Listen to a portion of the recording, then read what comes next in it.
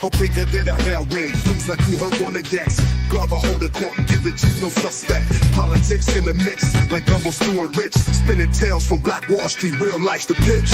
Donnie Glover Show, be more news. Donnie Glover Show, be more news.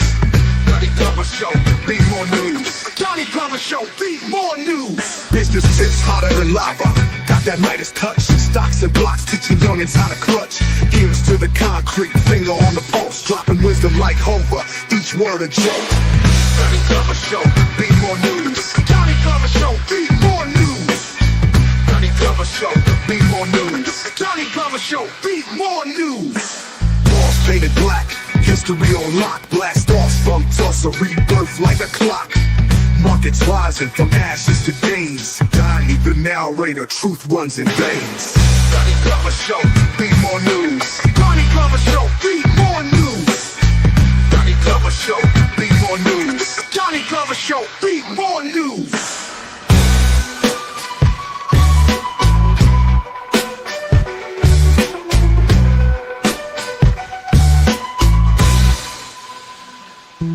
Business tips hotter than lava. Got that Midas touch. Stocks and blocks teaching youngins how to clutch. Ears to the concrete, finger on the pulse. Dropping wisdom like Hover, each word a joke. Donnie Glover Show, be more news. Donnie Glover Show, be more news. Donnie Glover Show, be more news. Donnie Glover Show, be more news. Walls painted black, history on lock. Blast off from Tulsa, rebirth like a clock. Markets rising from ashes to gains. Donnie the narrator, truth runs in veins. Donnie Glover Show, be more news. Donnie Glover Show, be more news. Donnie Glover Show, be more news. Donnie Glover Show, be more news.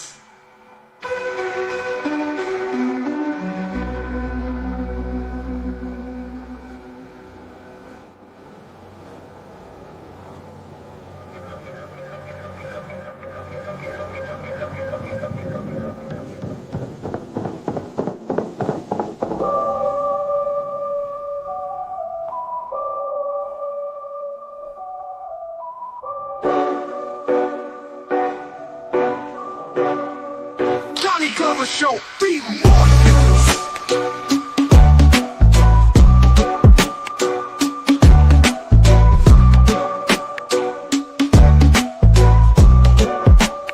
Be news.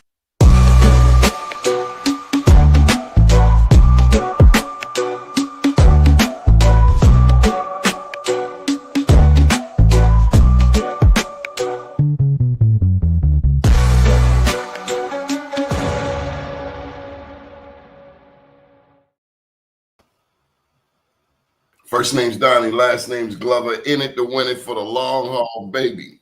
We're talking about indigenous peoples tonight. Who are we? Hebrews, Moors, Native American, all three. We ask that the good Lord bless this show. Do want to take a moment and plug my books. Don't do it well enough, often enough, but we getting better. Unapologetically Black, that was 2015. I Am Black Wall Street, how those black people got to Oklahoma in the first place. Journalpreneur, the intersection of journalism and entrepreneurship, pioneering the digital age of Black journalism. And this fresh out about a month ago, Black Blueprint, Baltimore to Burkina Faso. We go into life lessons, politics, building, what this show has come to be. But nonetheless, let's get to today's panel. Got Planet Wells. Hey, my brother. Greetings. How are you, sir? Excellent, excellent. Always good to see you. Always good to be here. Yes, sir. Hannibal James. Hey, what up, though, Donnie? How you doing? Hey, now. Hey, what up, though? Look at that setup. I see that setup. I see the setup. Yes, sir. Straight out of East Baltimore, Mafia Shakur. Good evening, sir. Man, peace, man. Yes. Peace, Peace, Hey, what up, peace. Glad to be back. All right. Yeah, they had an Good, good. APB out on you. Yeah, I was down, man. I don't know if it was something I ate or something, but I had to get myself together. Well, you feeling good? Yeah, I'm back on my feet. You on point? Yeah. Good, good. Yes, sir. I had to sleep it up. Okay. So, gentlemen, how was your day today? Well, I had a good day today. It was a good day. Good day. Good day. Yeah, peaceful. Mm-hmm. A lot of things going on in the news, including this president. Boy, he just don't quit, will he? Nah, Yeah, What do you no, do now? that's his job to stay relevant. You know he gonna that's stay his gig. relevant. We got another guest with us. Got the general. All right, there he is. Peace, my brother. Peace. What up there, Horace? All right. My brother. Got a little history for you to get started. I'm always trying to catch something to help make the show a little more interesting all the time.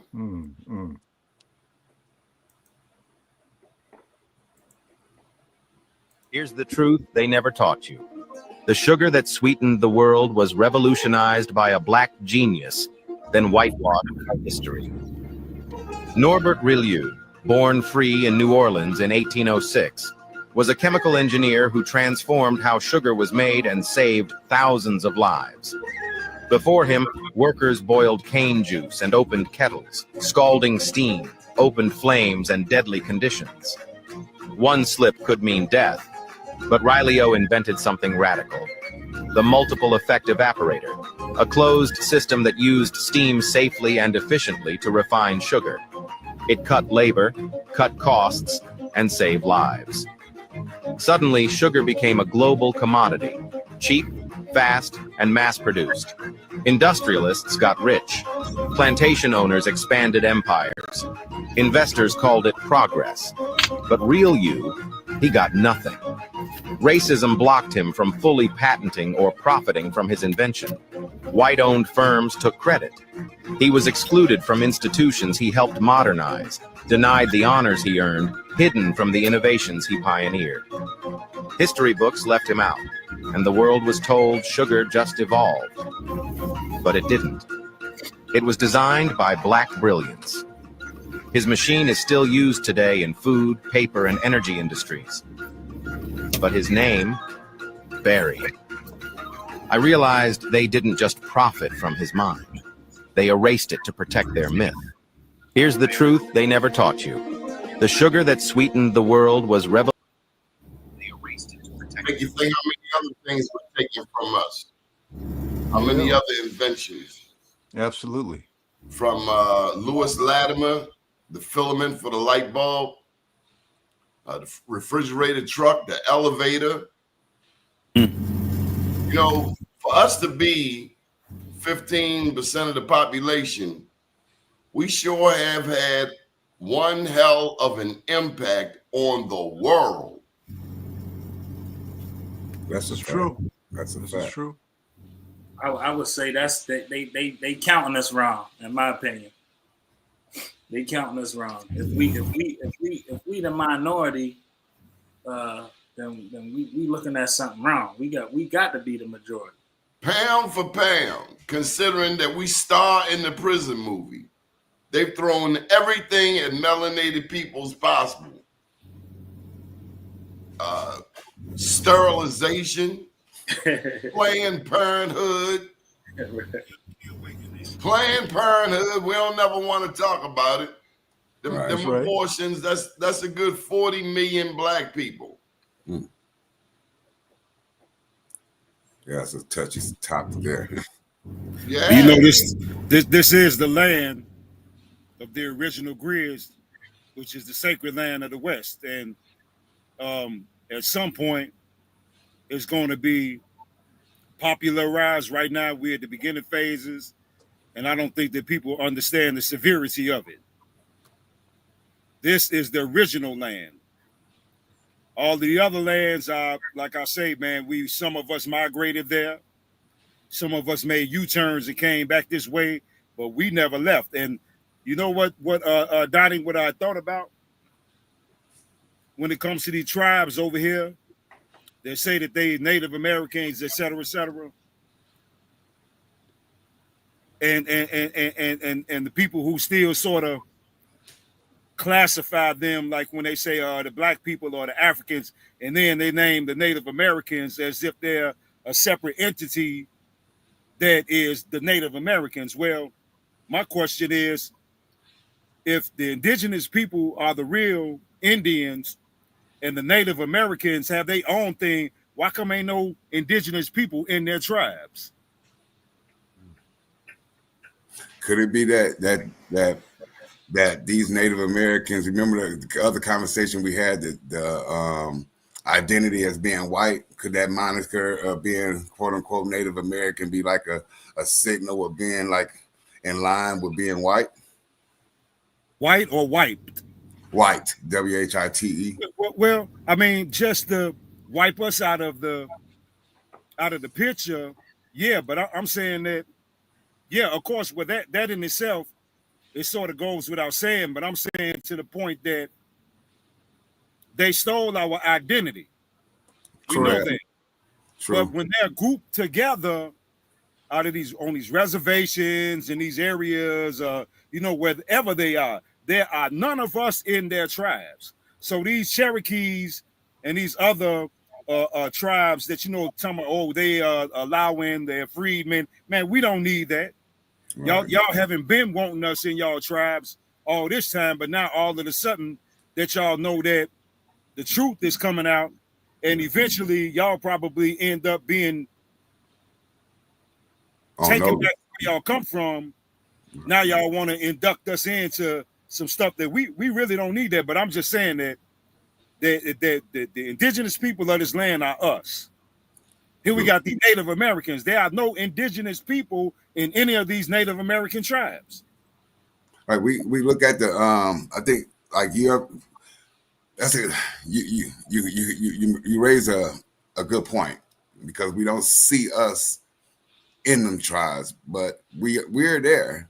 Like amongst like them Nesmans and them Tuscaroras and them Cherus and them Lumbees and them no, man. Them people ain't, those people are mulattoes, man. Those tribes that you're naming are amalgamated groups of people that are no different from the Siberians, so to speak. You can't have a whole group of Lumbee Indians that look like Puerto Ricans somewhere, and they don't even have not one person that's 100% melanated that doesn't look like what Dr. Malachi Zior call them neutrinoids. You don't know what they are. One of us, you can't mistake either one of us for a Chinese dude, or you can't mistake us for a white guy. You know what we are when you look at us, but them, you can't even tell what they are, man, when you look at them. I think it comes with the reclassification, Horace, because we still trying to identify even who we are as to what tribal culture or what tribal name that we taking on. You know what I'm saying? Because in the bloodline, we not just one tribe anyway. You know what I'm saying? No one of us is going to be just one tribe, according to who your great grandparents was marrying and what tribes they came from and all of that. So it's still a reclassification of what we base the show about is about who are we. So the more we can identify with who we are, we know how to move or who we can move with. You know what I'm saying? It's like, I feel like it's like just the same like how they was accepting us in Africa to be Ghanaians or whatever that was about. We could do the same thing on the reservations if we know what we taking on. You know what I'm saying? As far as is this your tribe? So if somebody come from Cherokee, they can go to the Cherokee reservation and do the investigation and live in the ways that of the so-called people and bridge the gap. We not living in that where the bridge between where the gap is. We not on the reservations, nor do we necessarily care to be on the reservations. You know what I'm saying? So that's another thing do we want to be there? What do they have at the reservation that we need access to, or outside of the name and the title or the governmental position that they hold? And Well, saying so I that, think that if we were to just say me and you, Mafia, went to the reservation and say we know so and so, let us in.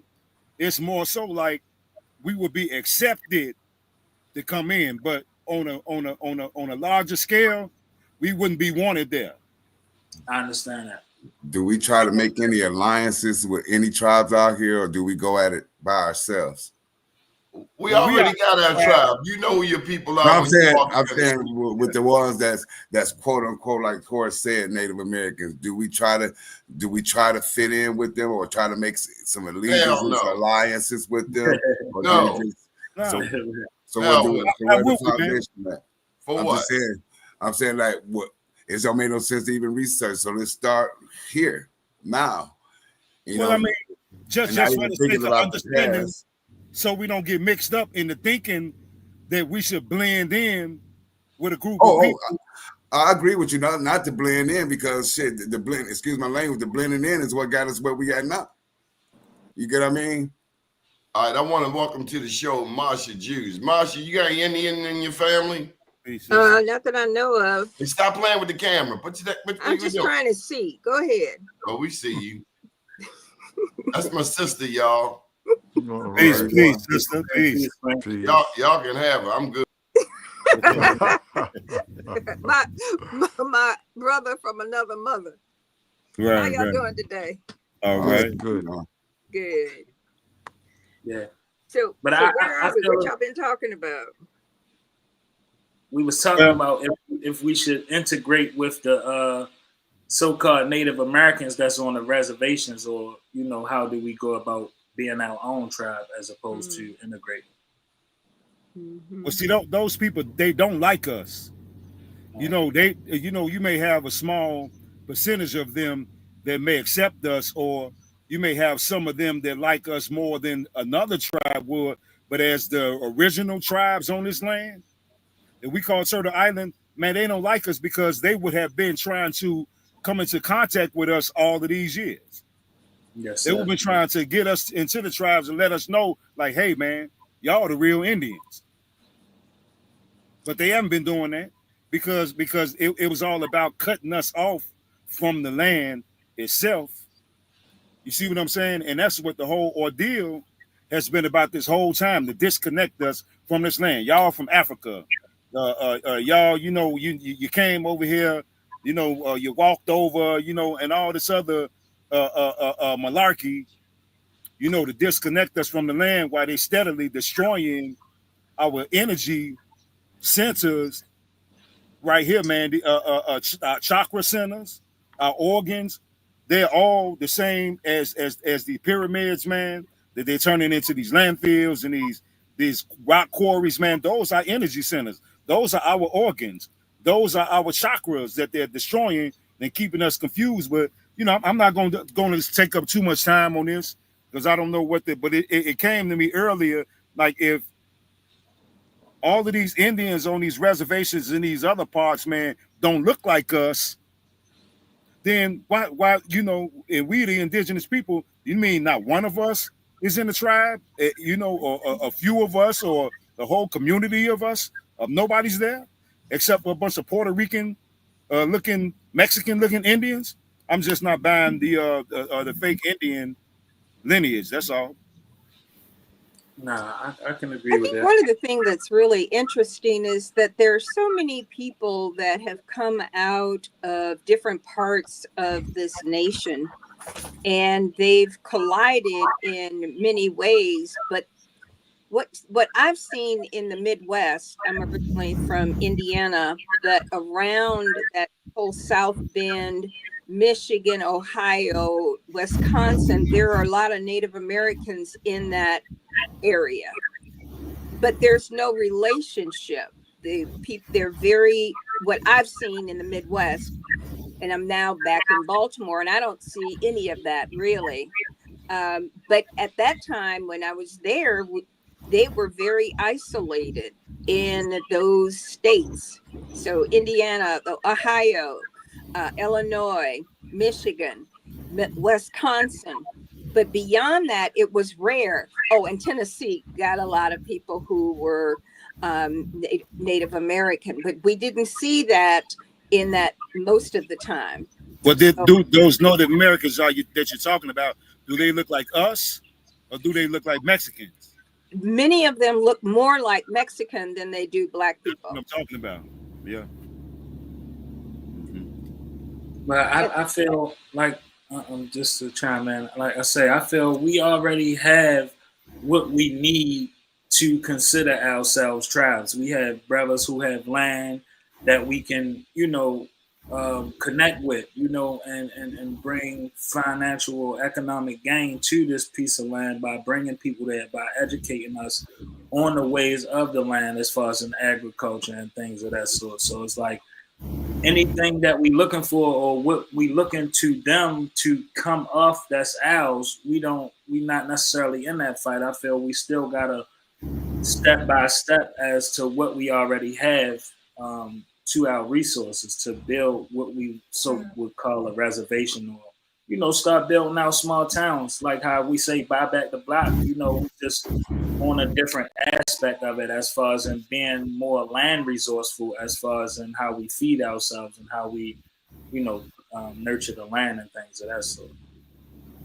But don't we need to have some sort of relationship with some of these communities?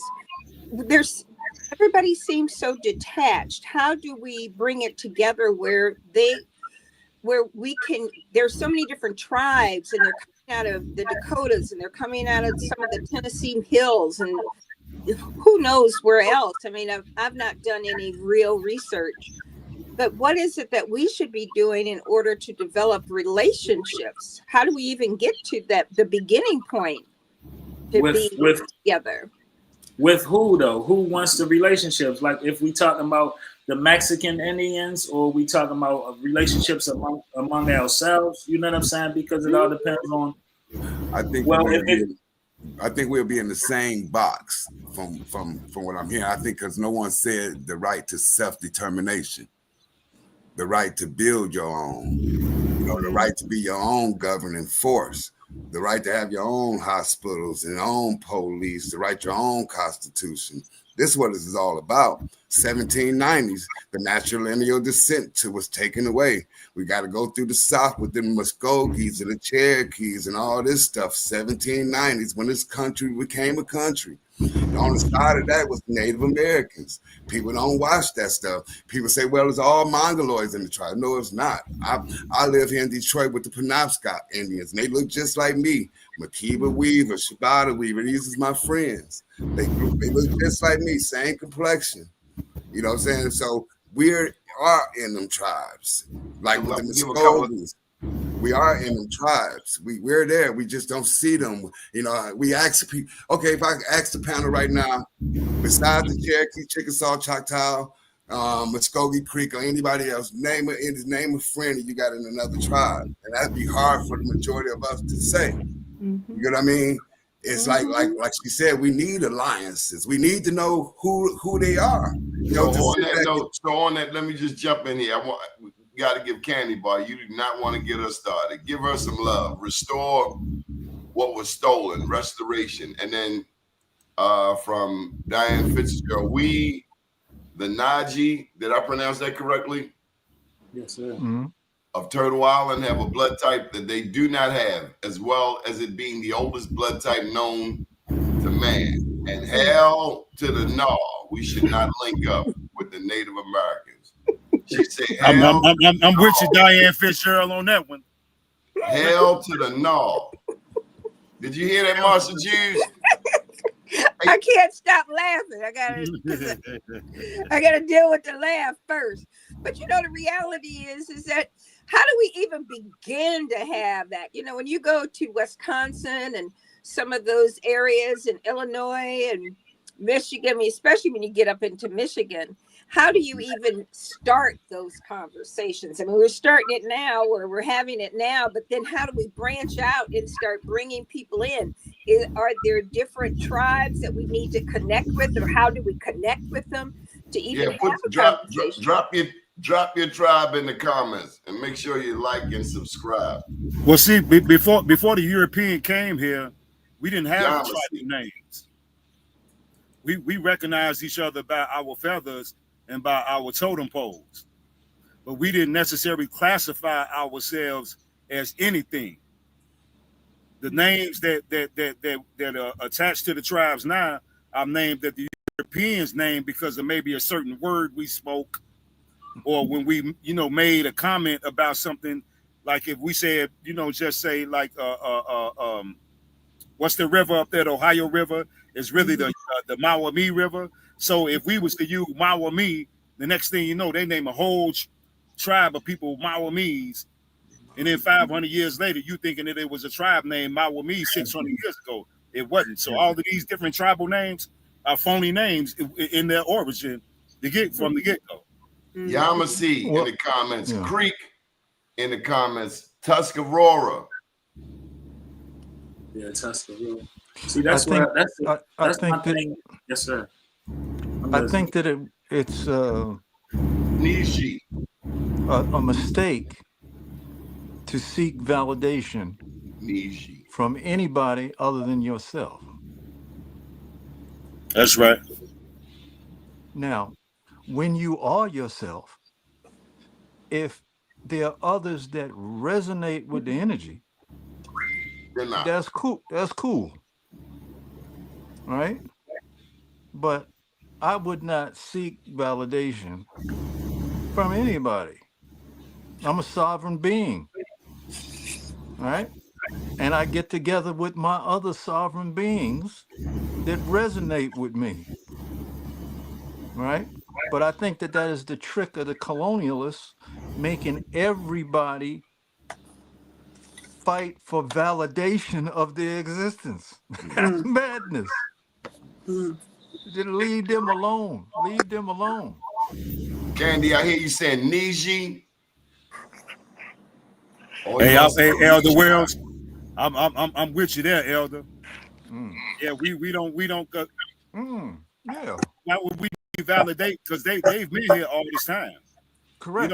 If I'm somewhere and you ain't said hello in all this time, don't start now. If I've taken on the identity of the people across the street, I'm gonna go across the street and say, hey man, this what I got over here is really y'all's, man. You welcome here. I'm not gonna treat them like peasants when they walk on this side of the street, and that's how they treat us. Right. And well, I'm in Indiana. What the game is divide and conquer. That's the game. Right? So they always want to put everybody, okay? Now, some of us who are not educated in this type of wisdom, right, can easily be tricked. Right? Because they feeling they fighting for their rights, you feel me? Because in other words, there's a certain amount of food that's put on the table. And they say, well, that food is for the indigenous, person, okay? And now you got some other cat coming on the set, and they say, no, well, we the original, it's still that food that was designated for them. That's right. By the colonialists, so they're gonna be vexed about you. Right? So that's a trick. Man, all we was trying to do was find out who we are. Next thing you know, we find out who we are and people mad. Damn, we leave one fight to go to another fight. But the people who are mad, right? Ignore them. Yeah. Shout out to the Shinnok, the Osayo family. Candy Bar, I'm waiting on your update. Niji, I believe you're saying Blackfoot and Cherokee. We got the Ata, Soyaha, Kamete, Cherokee, Tennessee, Annie Yunwiya. I hope I got it right, Ancient One. That's Cherokee. Yeah. How you know these names, Hannibal? I've been studying for like 20 years on this. So my mother's side come from like the Virginia and Maryland tribes. My father's side come from the southern tribes, what you'll say the Creek, Cherokee, Choctaw, Chickasaws, and Yamasees, and all them type of people, where they basically are Creeks, or what you call Mayans, ancient Mayans or Olmecs. So that's what the bottom line is. And I know the picture of them Mayans is unmistakable.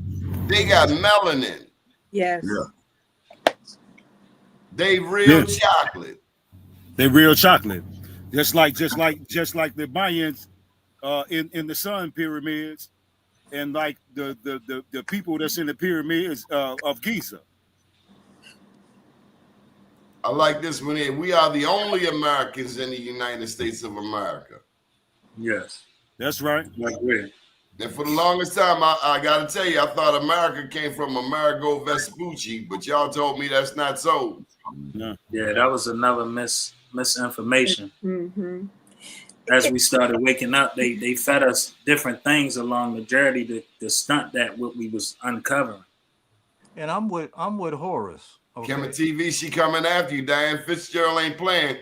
I always wondered about Kemet TV. Dude, I mean, if Kemet TV don't like Native American discussions, why are you always up in the middle of them? That's the problem. He here to learn, though. He here to learn. He just like to push the buttons while he learning. That's all. Well, be nice, Kemet. Has anybody really outlined areas in the United States so that we can all see where all of the tribes are and how we interface with them? Your people in the Southeast.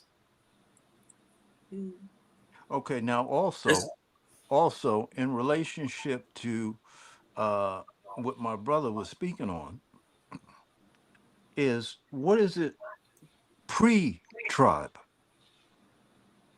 Right? Okay, so pre-tribe, right, would be us getting together and resonating with each other. All the world. Then this particular area, okay, you could identify it as that. That location. So all you all gathered together there, and so you put a name to it, right? But now that's what we need to do now. Yeah. Come on, we don't need to join nobody else's gig. We doing this is the seeds of that right now. Yeah, we identified each other by the rivers. We was that's why they say native and nature people, because we identified by the rivers, the trees, the type of environment that we were surrounded by, and the ways of the people themselves. So that's where we at. Like we saying, we are the tribe. We are the ones that's putting forth what we see fit to shape the new world, so to speak. You know what I'm saying? This is the council. The music get me. See, that's one thing you can always tell us by the music. Say what you want. There's a certain rhythm that we identify with, and it's unmistakable, and it's hard to imitate. Hard to imitate our music, but they do it all over the world, even in the hip hop world. In Japan, yeah. You know, They say everybody want to dance like you, Mafia. They got the science. They studied the science of it, because they like it's just like clapping. If you clapping omits a certain vibration and frequency. So we are happy people. We're tribal people. That's why we do the dances and the things that we do. So they try to stunt that by distorting the frequency that we permit. And by them imitating us, it don't produce the same frequency. And that's how we start following behind that. And now we distorted, and our clap don't sound the same now. All off beat. And you know, I wanted to say that, remember when I was mentioning the gangs in Chicago, right? And how the tribes played out the same way that they played out in the ancient days.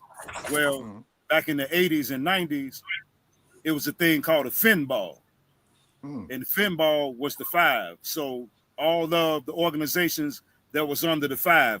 And I don't care, man, if you were from the South Side and you went way up north to a neighborhood that you have never been to before, you was finball, it was all love.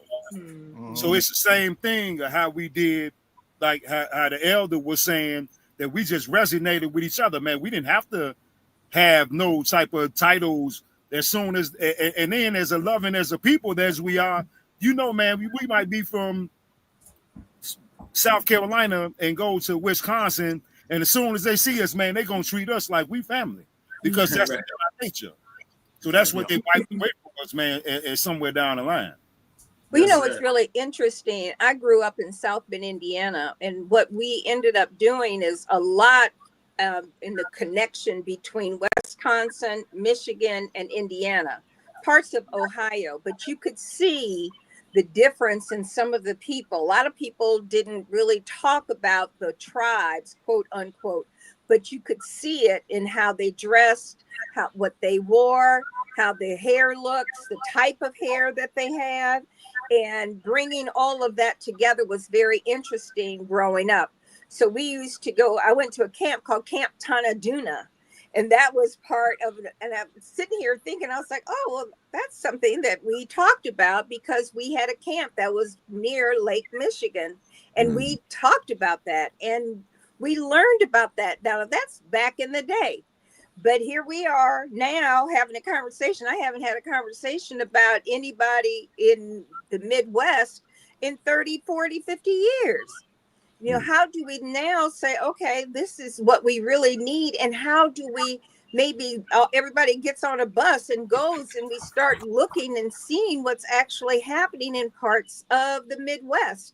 Now, that's where I grew up, and we saw different people, Native Americans in different areas in that Indiana, Michigan, Ohio area, and Illinois, parts of Illinois.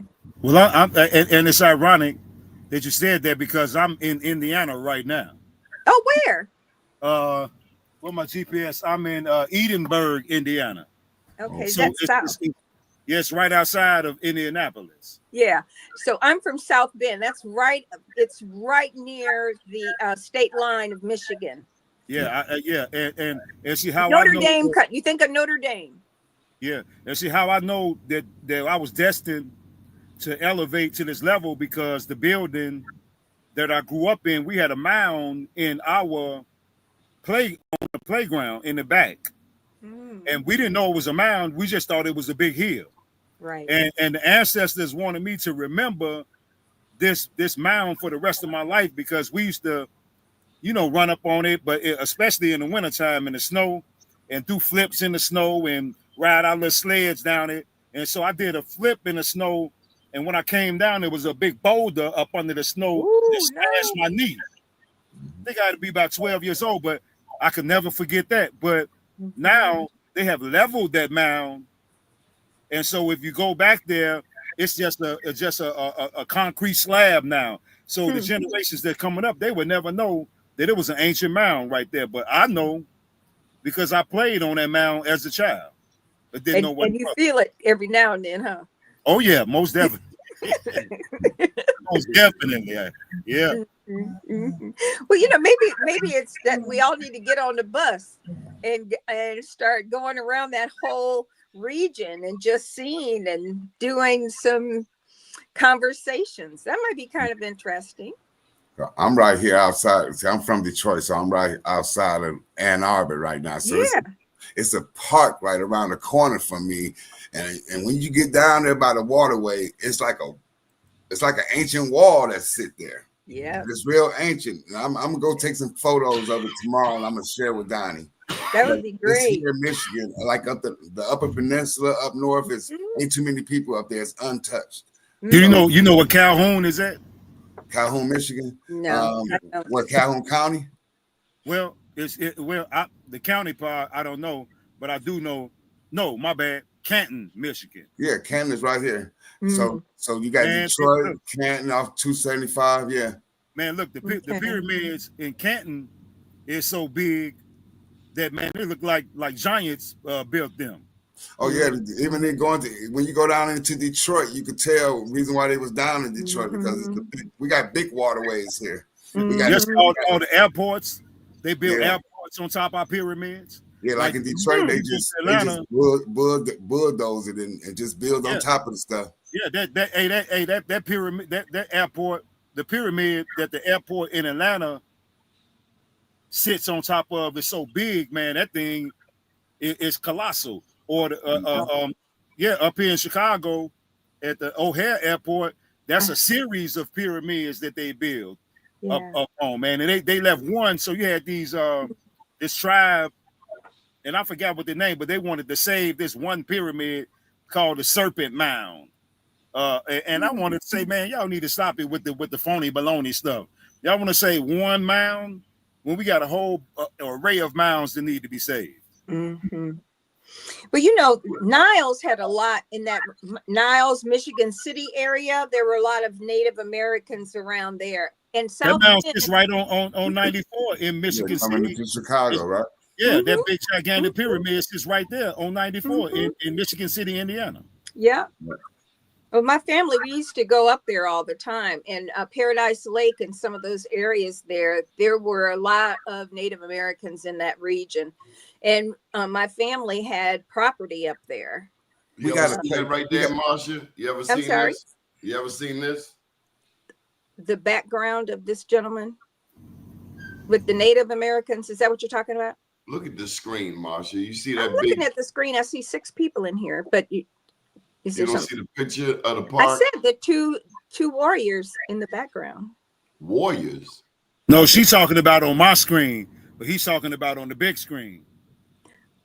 What's the big screen? Because I don't know what you're talking about. That's Cahokia right there. Cahokia Mound Pyramid in Collinsville, Illinois. Oh, okay. Have you guys ever heard of Idlewild? Yeah. Idlewild, Michigan. Black folks used to hang up there real serious. So they gotta push with buying that place again and rebuilding it. So I think there's a lot of Native American heritage out there in Idlewild. Yeah. So that's close to Chicago, Grand Rapids, up that way. All of that. We used to go up there. South Bend, we had a whole enclave of Black folks. And coming out of South Bend, then you got Gary was 60 miles out. And then you start heading towards Detroit. And once you cross and you start going, you get up near Detroit and Lansing and all of that. Then you see a lot of the Native Americans and some kind of other relationships. As you can see, because of people marrying and everything. How did they get corn in Africa? How did they get corn in Africa? Abu Bakr, Mansa Musa brother. Corn is American, right? Yes. Yeah. Mansa Musa brother came here like in around the 1300s, and it was a famine over there. He brought gold over here. You can find the gold from over there here, and you can find the corn from here over there. Wow. So that's we got gold. We got gold right here, and we've been creating the gold all along. But I think that the planet is hiding the gold from these invaders. I know down in South Africa, the South Africans do not control their diamonds. No, that's a fact. The South African people in South Africa do not control the diamonds. The beers, the cobalt, none of that stuff is like everything. They got some white Jews that got more control over South Africa's diamonds than the indigenous people of South Africa. A whole mafia. Yeah, but that's what they do. Russia. Yeah. That's why I support my man Julius Malema like I do. Getting back to the antiquity and the relationship of the mounds and these megalithic structures, right? Seems to me that was very, very important to them, right? So you can take that into the arena of the music, and you can see that the music that they were creating, right, was not for a commercial situation. It wasn't to try to make it to get on the radio. Music was to connect with the invisible realms and share that with each other. Love. That's why they outlawed that right away. So we got to forget about them and get into what we consider important. We're constantly trying to get this validation or equality. Man, you got to lead that. You got to be yourself a sovereign being and see who resonates with you. Period. Leave whoever else. That ain't your gig. Let them be them and you be you. With this constant seeking validation from people who have already distanced themselves from you, I ain't with that. I ain't with that. If they feel it, they'll come. That's it. And we haven't given them enough information to be able to even understand what they need to be looking at. True. You don't know what you don't know if nobody's presented it to you. If you're not hearing it, if your environment doesn't have that information for you to have access to, you certainly don't have it in the public school system. No. And so now what are we talking about? How do we get that information not only to our elders, but to our young people so that they understand who they are? That's the purpose of this show. That's the purpose of this show. We got some good information over here in the chat. I got to bring it out to you. And Kemet act like he getting paid by Africa. You think he getting a check from Africa? Because damn, I thought I was had some pay. Okay, all right. The NDN Collective. But Candy got your back in the chat. You best believe that. Just don't slip, because if you slip, Candy will let you know. Frenchie said, start by claiming your sovereignty. And Wells, you did a very fine job of that earlier. But Vincent Davis, I want y'all to see, he said, check out the Land Back movement. They support reparations of Black people and the dismantling of this settler government. And John Jackson has been giving us some great information in the chat. Don't forget to like and subscribe, please. Minoans, the people that come from Queen Europa, took corn and copper to Africa. Okay. And then from Empress, the Africans control no resources, including coffee, like they did the indigenous tribes with tobacco. We got to shout out the Top Cats. Boy. Hannibal, what you been up to, man? Doing research, my family history, our connection. So we got land allotments. So we got like about 30 land allotments that we tied to. And we're trying to see what we can do as a group. So you got a big family?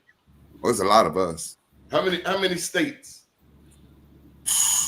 I know that whole county, Alabama, Georgia, everywhere basically, where we at is us.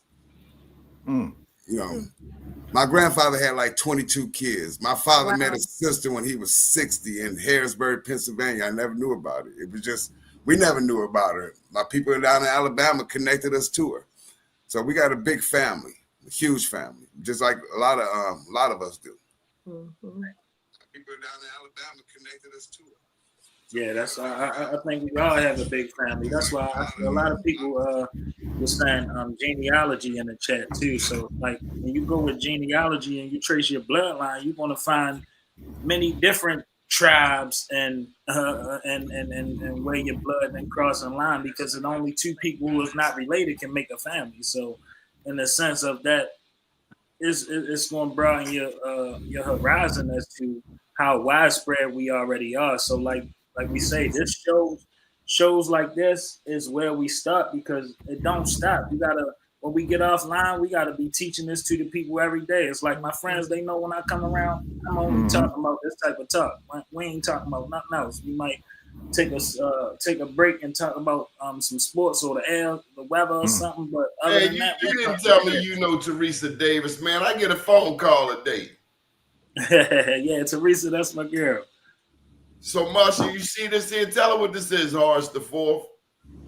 Oh, that's one of the pyramids up in Richmond, Indiana. Oh, where? Richmond. I don't know where that is. Is it south?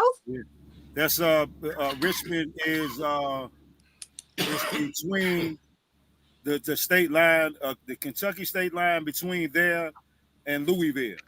Okay. I mean, and Indianapolis. So I'm heading that way, but it's dark now, so I'm not gonna be able to, get on there, man. And yeah, but yeah, that's Indiana right now. So like I said, they're unavoidable, man. They're everywhere. Huh. So Marsha, do you see the steps in this in this construction? Yes, that we have to make certain that we work together so that it can be built.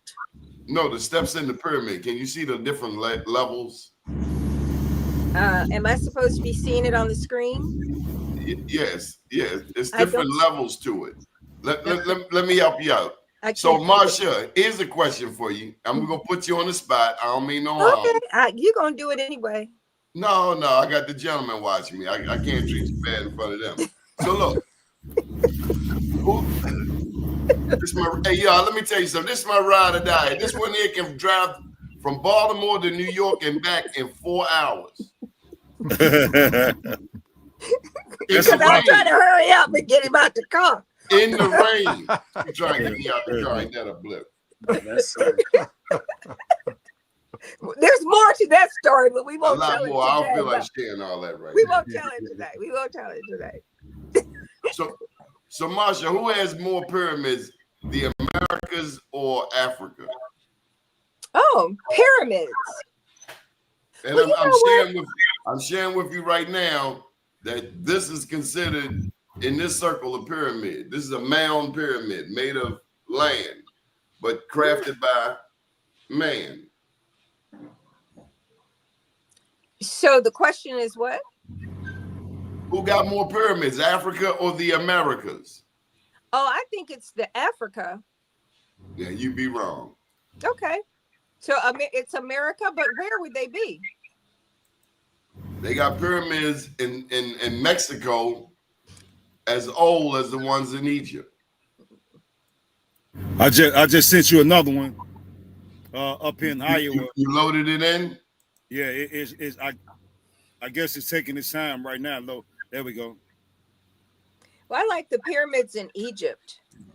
So do that Mississippi River go all the way up to Iowa? Man, the Mississippi River starts in Minnesota. It starts in Minnesota? It starts in Far Minnesota. left. So that's why they got the 1,000 lakes up there then, huh? Yeah. That's why there's so much water up there. Okay. It starts there and it goes down into the Gulf of America and now down in Louisiana. Okay. But this here is undeniable. And like I said, these things are deep down into the earth, and how they how you get in them. Well, they block a lot of the doors off of them. But has anyone ever seen a ramp with a person on a wheelchair? You know, the wheelchair ramp. Yeah. Well, that's how the ramps are made to get down inside of these pyramids like that. So you got ramps that go down, and not steps, but ramps that go inside the pyramid. So go from one level to the next level to the next level, like zigzag. So is this a part of that Cahokia? No, brother, that's in Iowa. Okay, where would Cahokia be at? That's Collinsville, Illinois, 14 miles from St. Louis. That's wonderful. This is some great information. Oldest place. That's supposed to be the oldest place or the oldest civilization in Americas was there, right? Where's this pyramid at? That look like Chichen Itza to me. I can't see it. What kind of? That look like Chichen Itza. Are you on the computer? I'm on my phone. Oh, you can't see it. Okay, so you done missed 50% of show. Okay, never mind, Mark.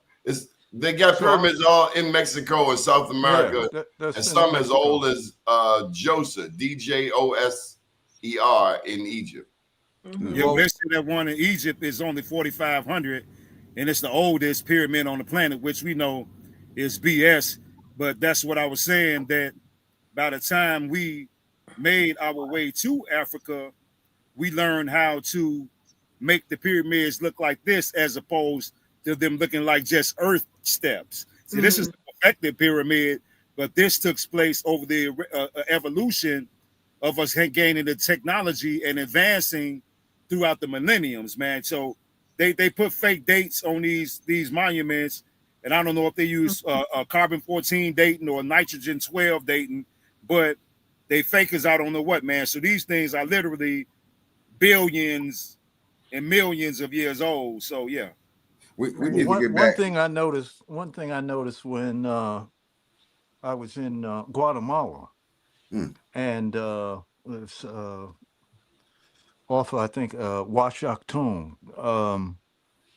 and the cat took me out to a pyramid there, and then he took me further in the jungle, and there was this what looked like to me a big hill or a mountain or something like that, and and he showed me how the jungle had covered up the pyramid.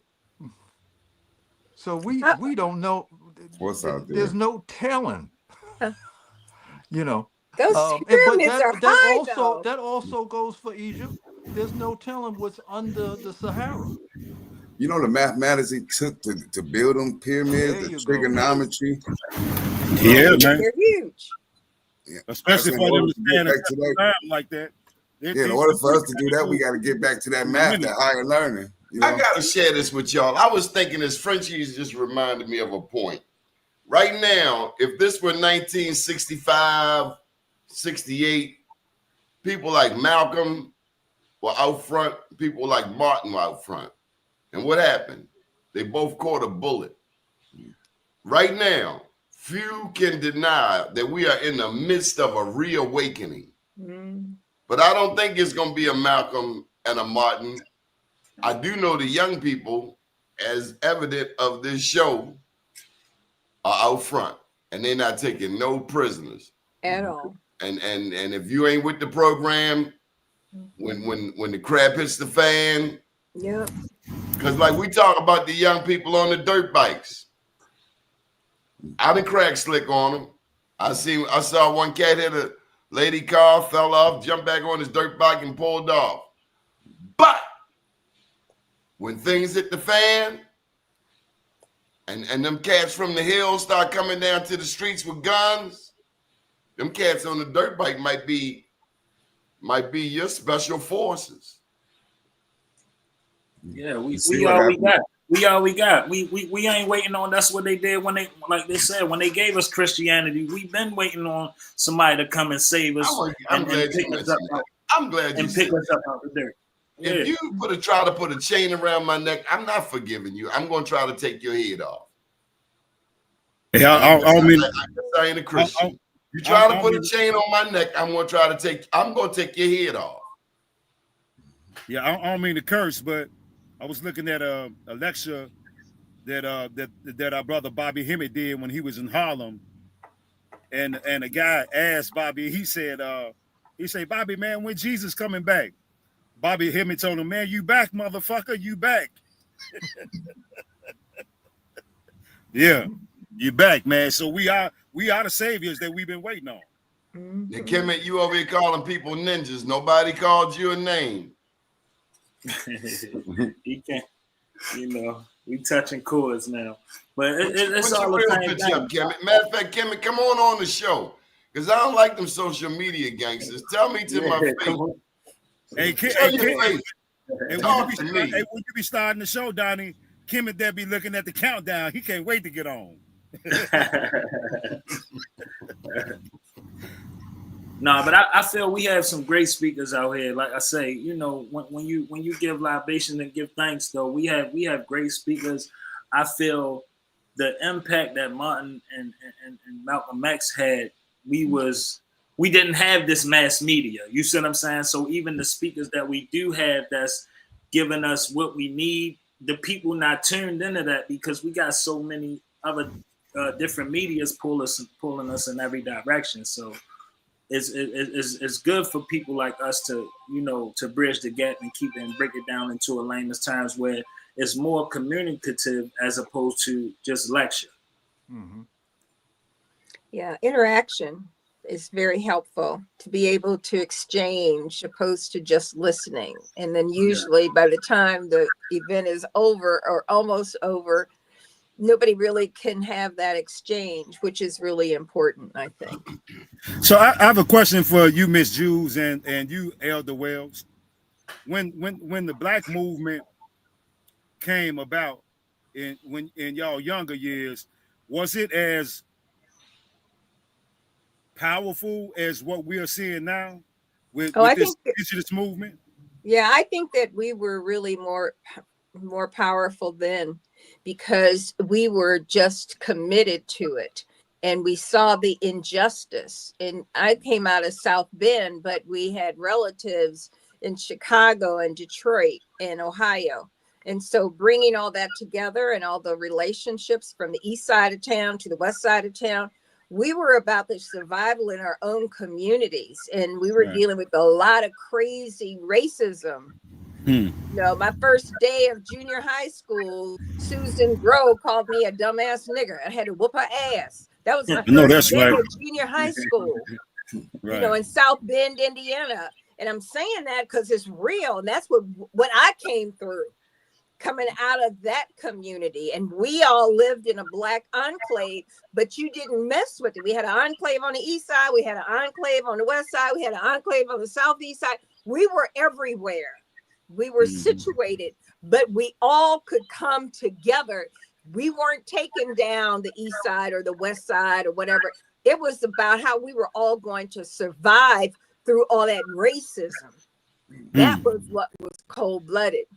And you knew you had to go ahead and deal with what you had to deal with and what was in front of you. You didn't have an option. Because you couldn't go back. If you had to deal with some crazy racist white people, you couldn't leave there and not whoop somebody's behind because you couldn't go back in that Black neighborhood and not do it.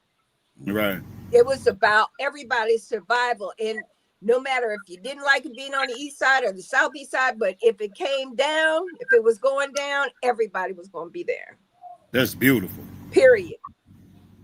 Well, I grew up in New York, Mount Vernon, New York. On Tecumseh Avenue. And I used to play on the steps of Malcolm X's house. Wow. And marched with Martin Luther King on Fifth Avenue when they were throwing shit at us from the high rises. Okay? All right. The vibe is this. The difference to me is back then it was survival and reactionary because they were so apparently on your neck, right? They used to say, they keep their foot on your neck. That's what they used to say in Indiana. Also, you know, like dreadlocks and stuff like this, man, they used to chase us, try to cut, your hair, your own people, right? Because they had been so programmed that, this was too natural for them. They had been programmed into an unnatural state. Right. So now, okay, with the age of information and shows like this and whatnot, people are not so reactionary as opposed to wanting to know, diving deep into it. So the younger people have that advantage that they can access stuff, because back then it was very hard to access. You could, but it was very hard to access information. So I think with the information, and there was a birth of a certain spiritual clarity that was also put out on the planet via the 60s, right? Whether that was the Nation of Islam or whether that was, spiritualists coming from India or whatever. there was more of a thing, or like the brother was saying in terms of like Carlos Castaneda, that was in the culture of people were searching and inquiring, right? Yes. But I think I think that's strong. Well, it's more available now that you personally can access it, right? So in other words, back then you had to go to Malcolm's speech in Harlem, or so and so was there. You had to go, right? Now you can go on YouTube, see all of that, Yeah. every speech, so you have access. So that's a beautiful thing.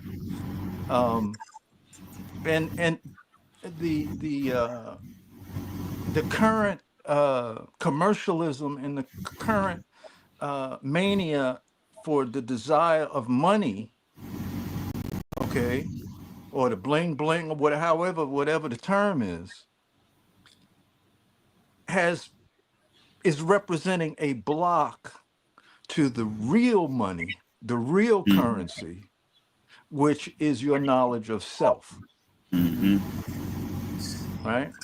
So if That's we can it. help to steer uh, the consciousness of younger people to also include that in their program, that would be, I think, very vital.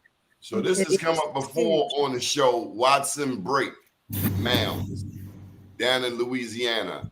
And I gotta tell y'all this because I've searched for a lot of pictures. What kills me is when companies like Alamy, Alamy, or some of the big names, they claim our Black history pictures, our melanated history, our indigenous history, and put their names on it. So they got some famous pictures out there, and the only way you can get it, you got some clown with a company that has secured copyrights to those pictures. I only say that because sometimes copyright infringement comes up in my line of work. But nonetheless, they got North Mounds and they got South Mounds. And this is something that people did not know about before. So please, Horace, you're the expert here. This is Sprakers, New York. Yes, and well, I mean, you can see what it is. It's apparent. So that's that particular structure. But now, right behind that is what would be considered one of the Appalachian Mountains. So now you have a step pyramid here, and then you have this questionable mountain, which still trying to figure that part out. But when you get up on them, you can see the bricks in them, and a lot of times the bricks, I think some of them are so old, and when you see how the bricks are layered in them, they're sort of sloppy, as opposed to the neatness of the Sun Pyramid in Mexico. Dee, thank you for these pictures. Thank you, Dee. Yeah, that's Sprakers, New York, man, up there by the across the highway from the Mohawk River. Right. Is it safe to say, Horace, that like all the mounds weren't built like they was built in Egypt, because they was like burial grounds as well, and not just like celebratorial or energetic centers? Well, some of them are mounds. Both. Yeah, some of them are mounds, and most of the ones that are mounds are smaller in height, and then the ones that are burial mounds that are larger in heights is what I'm thinking is somebody who was very prominent, who they might have built over him because of his energy content or her energy content. Okay. Like I was saying, the majority of the golf courses across America are burial mounds. Really? Yes, ma'am. They're burial mounds. That's deep. Yeah. I told you you're gonna learn something, Marsha, didn't I? Yeah, that's powerful. And also, burial mounds don't use the Western view of a burial mound. It ain't like it's a cemetery. Right. It was very specific. There was very specific science and deeper connection of spirituality, of the transmigration of the soul in these areas, as well as the reverence for the, the person who had passed and moved on to his journey. But there's a deeper, more, if you will, psychedelic reality to these mounds. Let me share this little bit of information with you. This is about the Adina and Hopewell. Thank you, Dee Dee. Bear with me a second. Existing for about 900 to 1,000 years, the Adina Mound, and that's the name of this, Adina and Hopewell. The Adina began mound building. This Adina culture began mound building in central and southern Ohio regions. This evolved from prior practice of burying dead in piles of shells alongside rivers, including pet dogs, and moving the burials in large mounds of earth, along with funerary objects such as jewelry, art, and ceramics. The Adina were notable for an extensive trading network which supplied them with copper from the Great Lakes to shells from the Gulf Coast. They developed agricultural practices, pottery, and artistic works, although still living semi-nomadic lives and relying on hunting and gathering. So we just keep on learning. Got to get Latero up on the screen. So you're calling the Mexican pyramids, but Mexicans didn't build those pyramids. Neither did their descendants. Indians built the pyramids in modern day Mexico. Somebody pissed off Latero in the chat. Horace, it's about that time, man. Can we get some? Oh, you got one more. What you got? Yeah, I got one more right there. That's Miami, Florida. Miami? Yes, sir. Good God Almighty! Y'all see that? Yes, sir. Good God Almighty! And Elder, like how you were saying, the deeper connection. Well, you know, remember when we were discussing, you know, in Carlos Castaneda's book, I think it was The Power of Silence. Can't remember which one, but with him and Benito was in the area where the ancestors had defied death, but their spirits were still circulating. Exactly. Well, and what you just said is the same thing of those burial mounds that you're talking about. Correct. As well as some of these, well, the majority of these pyramids. That's why I said this is why they turned them into landfills. And I'm gonna share, you know, one more picture with you, Donnie. This is a picture that I had created. That I said that this is what is taking place when they put garbage inside of them. This is sort of gives you an idea of oh, my bad. I done bumped the man. Jeez, I was trying to get rid of a picture. Wow. Come on, gentlemen. Wells, you seem sure hard to come back in a second. Well, you know, one of the things is when you see an image like that, you see a tremendous amount of technology, science, mathematics to be able to create something like that, right? And you see a specific intention that is not commercial, right? It's inherently spiritual. So if they felt so, you know, because when we're on this show, we're constantly bringing up things from antiquity that are beautiful and amazing. Well, what were they thinking? What were they thinking? Why was that important? We have to uncover that. That's where the magic is. We can't just like look at it from the perspective of, oh, it's a great museum piece. You know? Right. No. You know, I remember going to the Metropolitan Museum of Art, and they had a They had a museum of art, and they had a shaman's stick, and it had crystals on it, and it was, from antiquity. And all I could think about was, damn, could I break the glass and grab the thing and change the world and just hold this, you know what I mean? Make it active. Yeah. Make it active, Mm-hmm. right? It's a lot. So it is our history, but it is us. Mm-hmm. So we have to unlock that magic Yes. that flows through us. You know, Mm. I agree. that's the work. Mm-hmm. That's the work, because we That's the live word. in very, very, very Hey, strange Hoss, my times. bad. It was my mistake. Come on, finish what you were saying there. Yeah, I was trying to give you a depiction on what it's like when they put these with these this garbage. Landfills. Mm-hmm.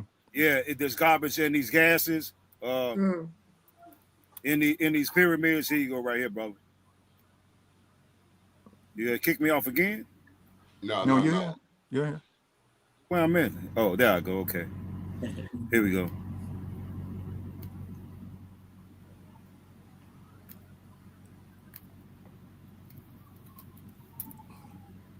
Okay, here we go. Coming right up. Oh man, you know what? Okay, it's But it's definitely an energy source though. We're nature people, so it's just like if they tell you to make your favorite room in the house the way you want it and put all your favorite things in there. If we had a force to do that, we would make a force just so powerful and magnetic and electric that we would create these type of environments for us Absolutely. to be more magical, as we said. Mm. I'm trying to get it to you, Donnie. Just Peace, man. Have any of y'all guys been down to Alabama yet? Yeah, I've been to Alabama. I was there one late night. One late night. I've been through there. It's a beautiful place. It's a Mhm. beautiful place, especially that gas in area. I sent Donnie a picture of Nacogdoches Falls. They named that one after a Cherokee princess that fell off. She jumped. She probably been quote unquote in love with somebody and jumped off the falls. But it's a beautiful area. And then when you get down below that and down into Talladega, Tallahassee area down there, you got Mounds. You got forests down there. They forest down there is nothing but pigs running down there because the Spanish brought nothing but pigs down there. So it's beautiful. It's a beautiful place. That's three places where I feel the energy. Soon you put your feet on the ground is Alabama, Mississippi, and New Orleans. When you touching them places, you feel the spirit over your whole being, though. You know what I'm saying? And our people kind down there. Everybody wave at you like you know them. Everybody waving. Yeah, I like New Orleans. Yeah. I haven't been down there yet. I want to go down there. Mm-hmm.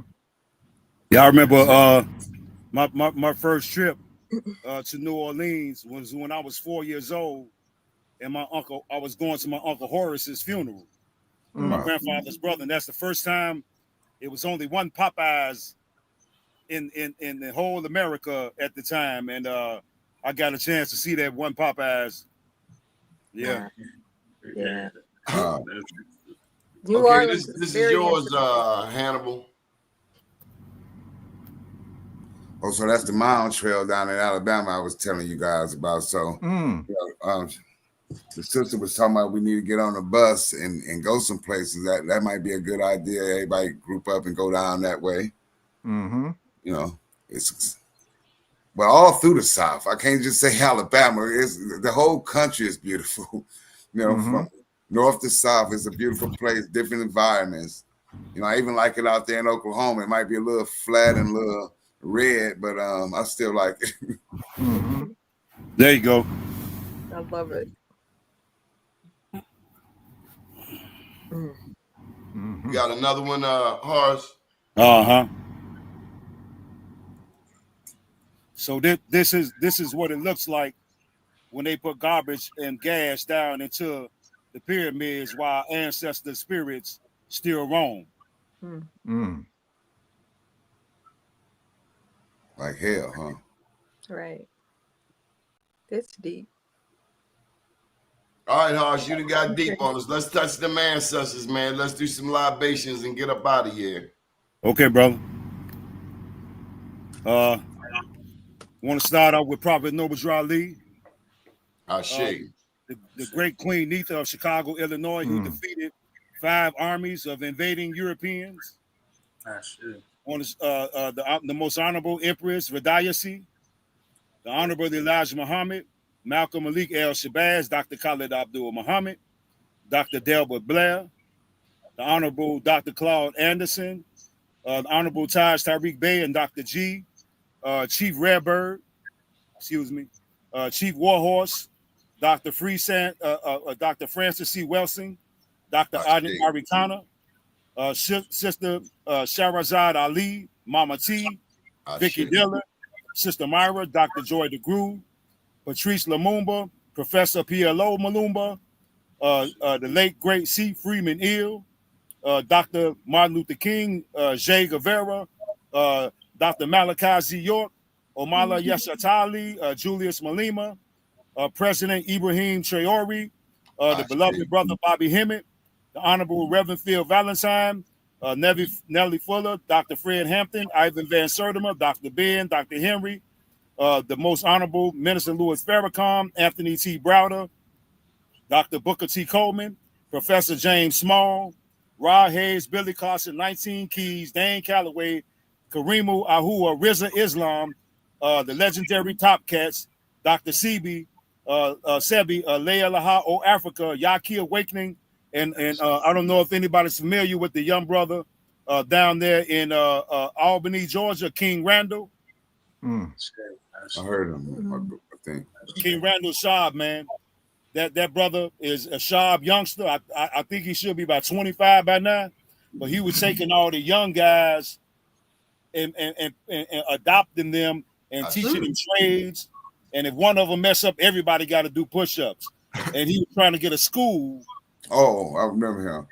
And none of the youngsters that he was putting on his wing were in the prison pipeline. Wow, great. Yeah, so shout out to that young brother right there. That's powerful. And him and Yaki Awakening, most definitely. That's powerful. Yes, ma'am. Marsha, why don't you bless this show with a prayer so we can all go home? Bless the people listening and watching, that we can all learn from each other. Cross generations, cross cultures, cross cities. By the way, Marsha, Planet Wells is in Hawaii. Mafia Shakur around the corner from you. Horse, well, you ain't gonna catch him, but he's Chi-Town, and then Hannibal, he's from Detroit, the team that just beat the Ravens last week. Bad. What? Real bad. Beat them like they own. Hey, you know what, Donnie? And I had given up on the Bears years ago, man. When they lost a few years ago, man, I took my hat and threw it in the garbage can. And so Baltimore was San Fran was my second team, and Baltimore was my third team, since y'all had war it done down there. I guess we down to number 5. Huh? Donnie, close us out with a prayer, brother. May the good Lord bless each and everybody watching and listening. Bless each and everyone's peace of mind, their mental health, their physical health, their pockets, their finances. Bless their spouses, their children, their grandchildren. And may we all learn to love each other just a little bit more. And then, by the way, speaking don't cost nothing. Don't cost you nothing to give respect, to say hello or good morning. Amen. Amen. Atum Ray. This is wonderful. Thank you for having me. Thank y'all. Absolutely. God Always bless you a pleasure, family. Peace. All right. Always a pleasure. Always Good good evening, to see world. you all. All right. Peace and blessings. Peace and blessings.